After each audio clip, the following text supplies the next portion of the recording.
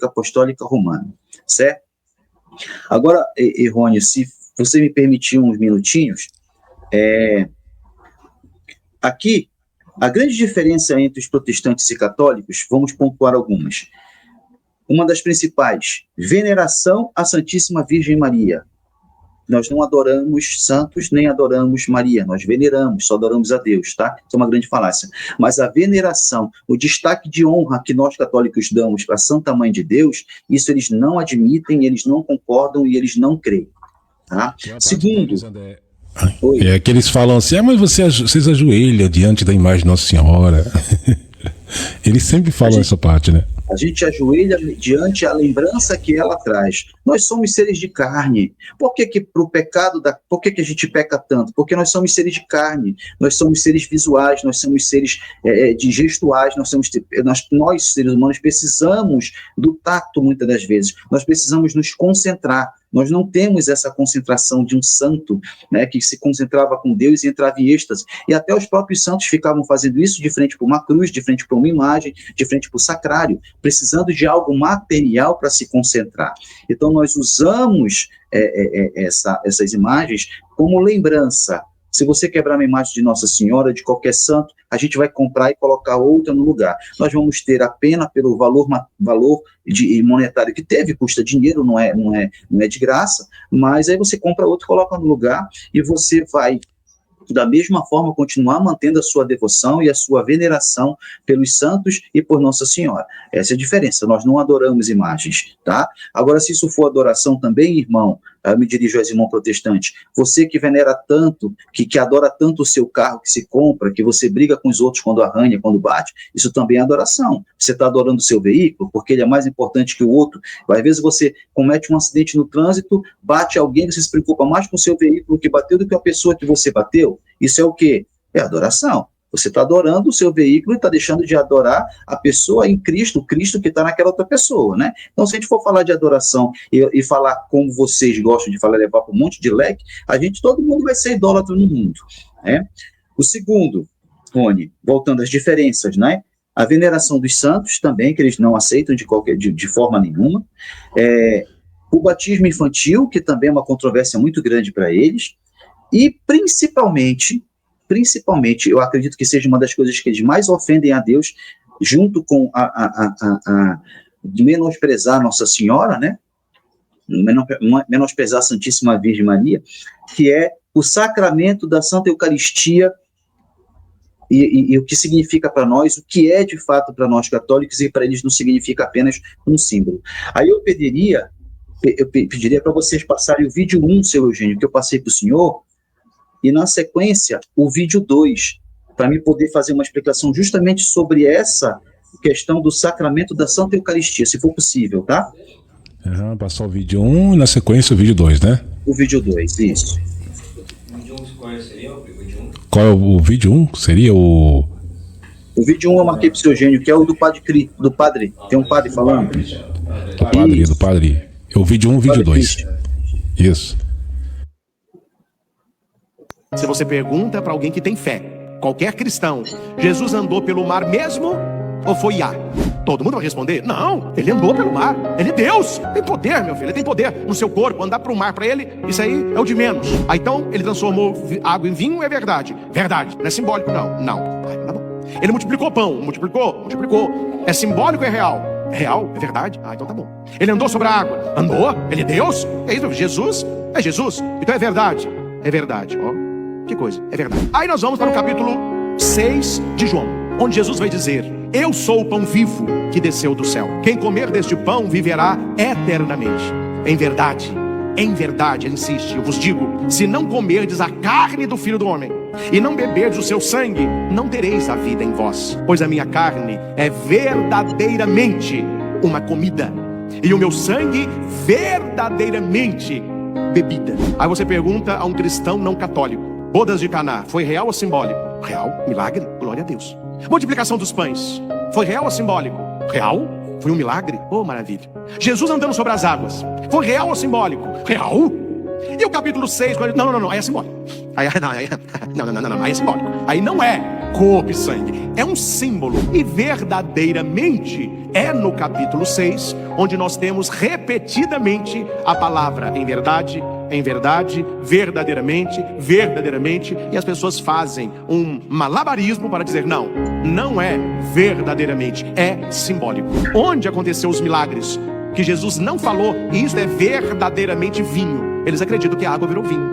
Onde Jesus não disse, eu verdadeiramente multipliquei o pão, ele não disse, mas as pessoas acreditam que está relatado, eu verdadeiramente andei pelo mar, não está escrito, mas as pessoas acreditam. Quando ele diz que temos que comer verdadeiramente o seu corpo e sangue, as pessoas veem como uma linguagem não, aí é simbólico. E nós sabemos, meus irmãos, que pela doutrina, pelo ensinamento, pelos milagres e pela fé, por isso eu acho muito bonito quando acaba a consagração e o padre diz, eis o mistério da fé. Quem não tem fé, não acredita. Assim como o Pai que vive me enviou, e eu vivo pelo Pai, assim quem de mim se alimenta, também viverá por mim. Este é o pão que desceu do céu. Não é o caso de vossos pais que comeram maná e morreram. Quem comer este pão viverá para sempre.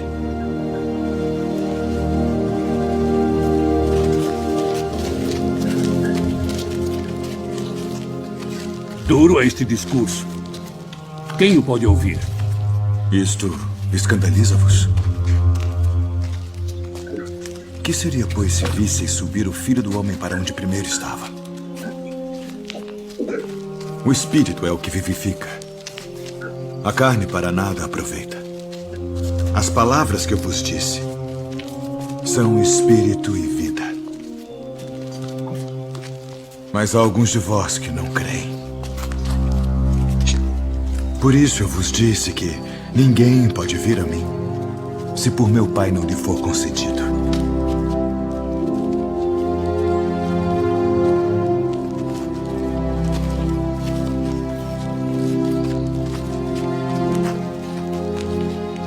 Quereis vós também retirar-vos? Senhor, para quem iremos nós? Tu tens as palavras da vida eterna. E nós temos crido e conhecido que Tu és o Cristo, o Filho do Deus vivente. Não vos escolhi a vós os 12? E um de vós é um diabo.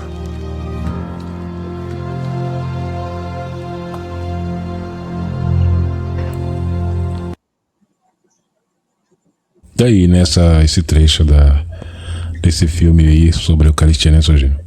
Veja só, como é que... A maioria saiu fora, tudo não acreditaram. Como hoje a maioria também não está acreditando, está fundando outra igreja, que o Padre Cristian falou, estou falando, um suco, uma ceia protestante.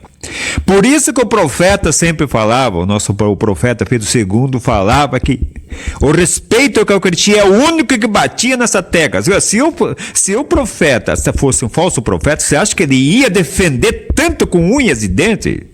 Se é tão fácil de fundar uma seita por aí, que tá cheio de seita por aí, ele foi tão martirizado porque ele defendia essa parte aqui de respeito na casa de Deus. Dobrar o joelho para Jesus ali não é pedaço de pão. Depois que o padre consagra, é corpo e sangue, alma, divindade de nosso Senhor Jesus Cristo. Ao nome de Jesus, todo o joelho deve se dobrar no céu, na terra e nos infernos. E hoje a maioria escolheu, não, uma igreja ali que todo bate palma, que pode pegar Jesus com a mão, e as partículas caem no chão, pode pisar em cima dele, pode entrar na igreja mascando chiclete, pode entrar na igreja com qualquer roupa, pode entrar na igreja lá para bater palma, pode entrar na igreja lá para ouvir a música lá dos músicos lá com bateria, canto, louvor, alegria, sendo que a Santa Missa é o Calvário que Jesus passou por nós na cruz. Muito bem, agora são 8h29. Ô André. Opa! Eu quero falar para você uma coisa, né? Porque Tem muitos protestantes que dizem, mas as imagens, por que lá na macumba, lá no terreiro, eles lá utilizam as imagens suas, as imagens católicas? Tem pessoas que às vezes perguntam sobre isso, e eu falo para elas, né, que as imagens que estão lá não são imagens sacras, né? Que são imagens que eles pegam para usar ali. Primeiro vai comentar sobre esse vídeo que passamos agora do Padre Christian. Vai comentar sobre esse vídeo? Depois a gente fala sobre isso então, tá? Que é muito importante isso. Depois você falar aí do... Eu posso responder também rapidinho esse para você, Rony. Isso é bem fácil de explicar, tá?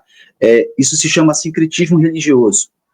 Você imagina, os africanos, quando foram escravizados aqui no Brasil, e em outras regiões do mundo também, mas aqui específico no Brasil, que isso se aculturou depois, os escravos eram trazidos e eles não falavam português, eles não falavam as línguas daqui, eles falavam a língua nativa deles da África.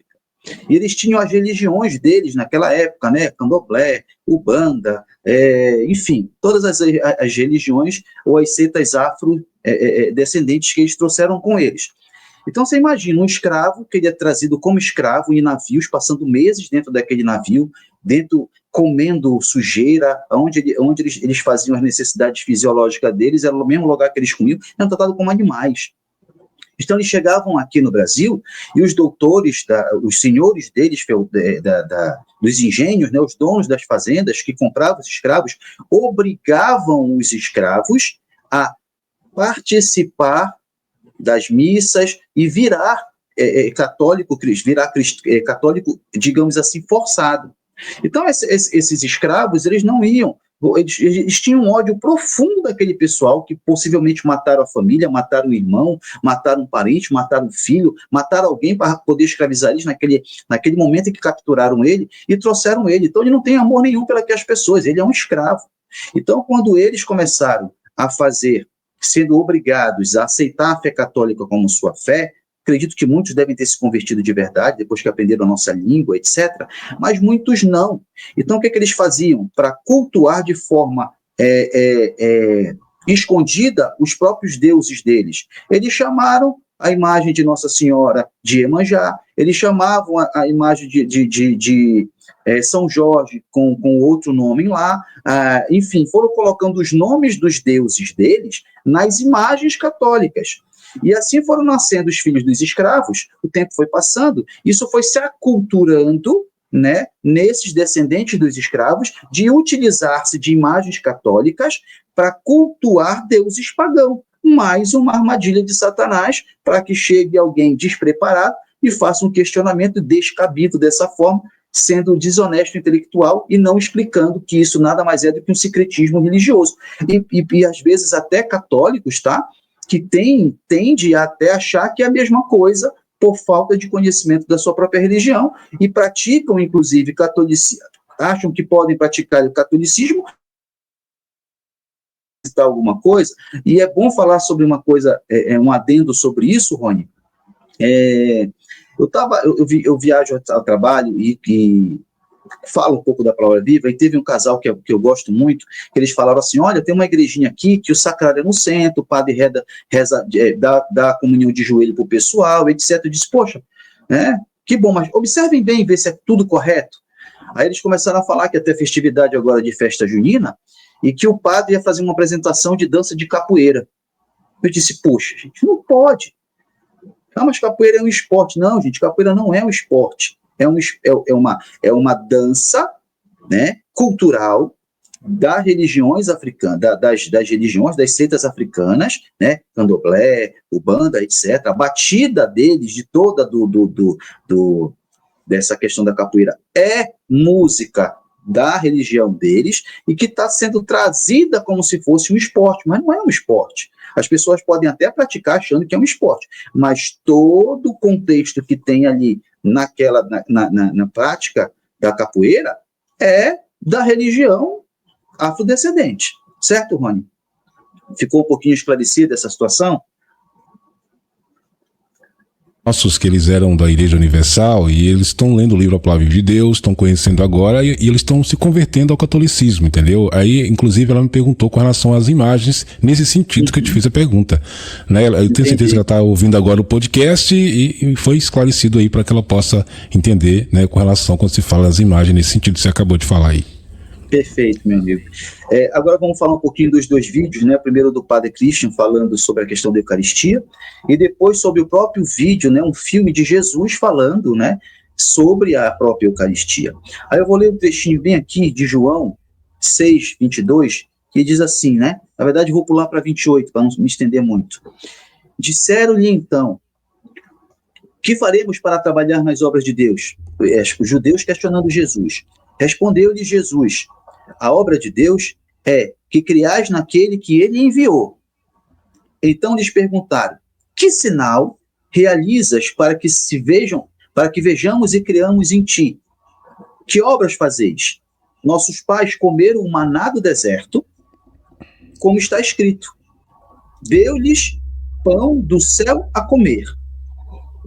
Jesus lhe respondeu: em verdade vos digo, não foi Moisés quem vos deu o pão do céu, mas o meu Pai vos dá o verdadeiro pão do céu, porque o pão de Deus é aquele que desce dos céus e dá vida ao mundo.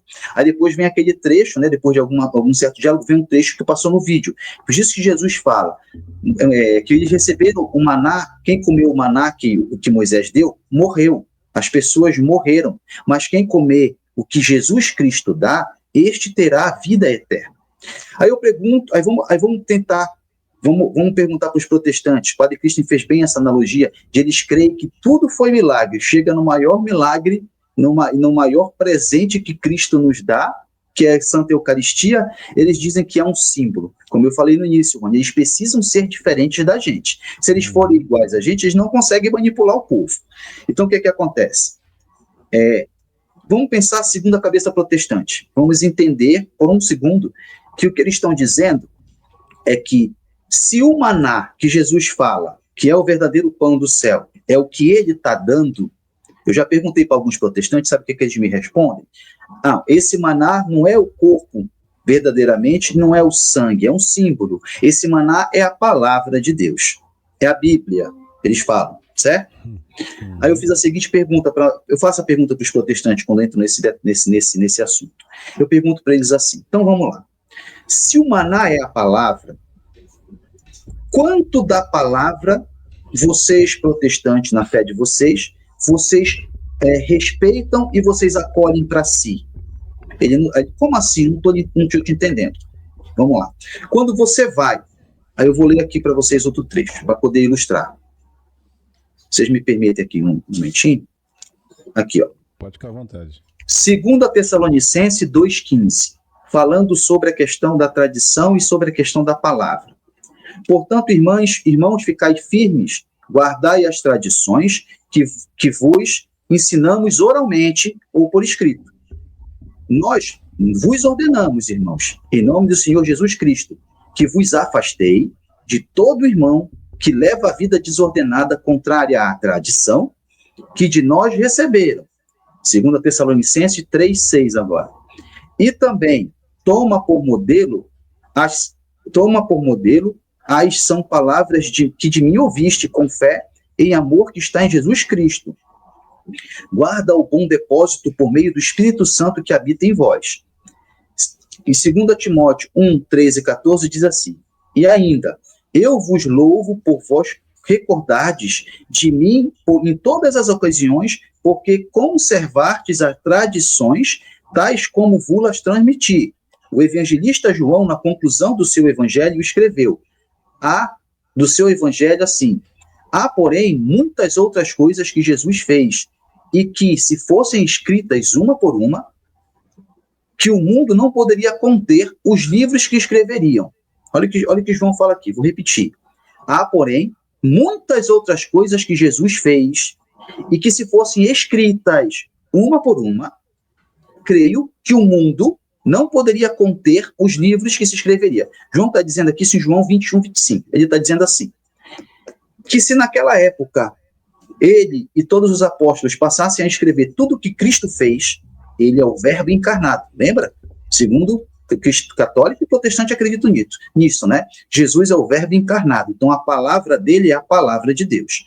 Então, João está dizendo claramente que se tudo que Cristo fez fosse escrito, os livros daquela época não seriam suficientes para comportar todos os feitos dele.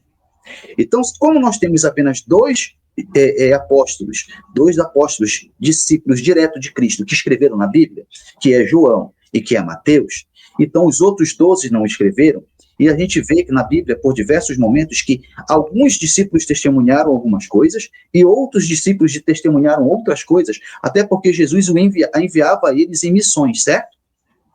Então tem coisas que alguns testemunhados e outros não testemunharam. Então, João está dizendo que se nós escrevêssemos tudo aquilo, não teria livro que comportasse. Ficou bem claro isso, Rony?Ficou bem claro? Então exatamente. De tudo que Jesus escreveu, se a gente for proporcionalizar isso matematicamente, nós não teremos nem 20% do que ele fez foi escrito.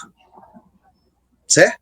Exato. Então, se 20% do que Jesus fez foi escrito e 80% ou mais não foi escrito, então a palavra mais importante é ela em si. Ela é escrita, ela ganha o seu valor porque ela torna um registro histórico.